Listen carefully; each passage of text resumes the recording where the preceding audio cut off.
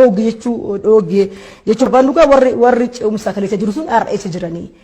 warri kun eessa jiru warri kun eessa jiru wal qaanaa'uun barbaachisu warri wali sodaachisuun barbaadus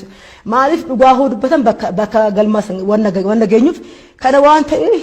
waan balleechine san wanna kaleessa balleechine san wanna immoo kaleessa karaara dabne san akkamitti tolchine akkamitti isa sirreessine wajjiniin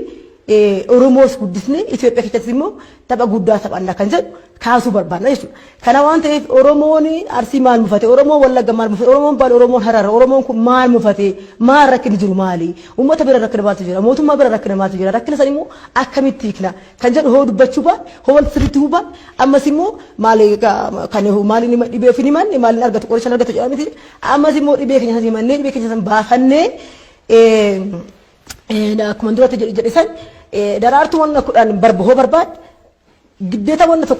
tokkichi bichaa argameef bakka sagla san dhiiftee kara tokkichi san dhufuu qabdi jechuudha. Kurnan san dhufuu jechuu baannaan kophaa ta'uu isheeti jechuudha. Kana waan ta'eef walitti dhufuu barbaadna walitti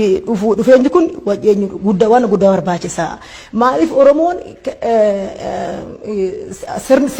sirni gadaa kanuma kan sirnuma amma caalu kanaayyuu anaaf sirni gadaa jechuun ማል ጀቹ መርባዳ ከማንኛውም ህግ የበለጠ ስርዓት ነው። ስለዚህ ወንዶ ከነ ሴራ ከን ኡማን አገም ከበጃ ሞቱማ አገም ከበጃ አኑ እሲኑ ኑምቱ አገም ከበኛ ስለ ከነስ ጃርሳ ኦሮሞን ጃርስ መደቢሞ ወርኑ መገዳሰን ከበጆ ደቢሞ ማል ወነ ከነ ሁንዳ ቀበኛ ከነ ኦዶ ቀቡ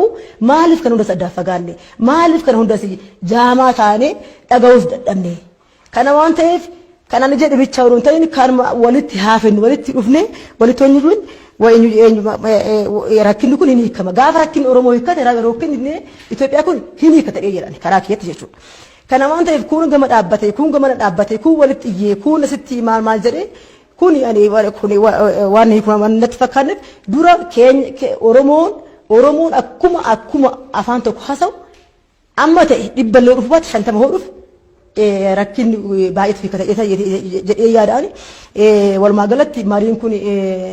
calqabamuunsa calqabamee immoo gadi bu'uu barbaachisaa gadi bu'ee uummanni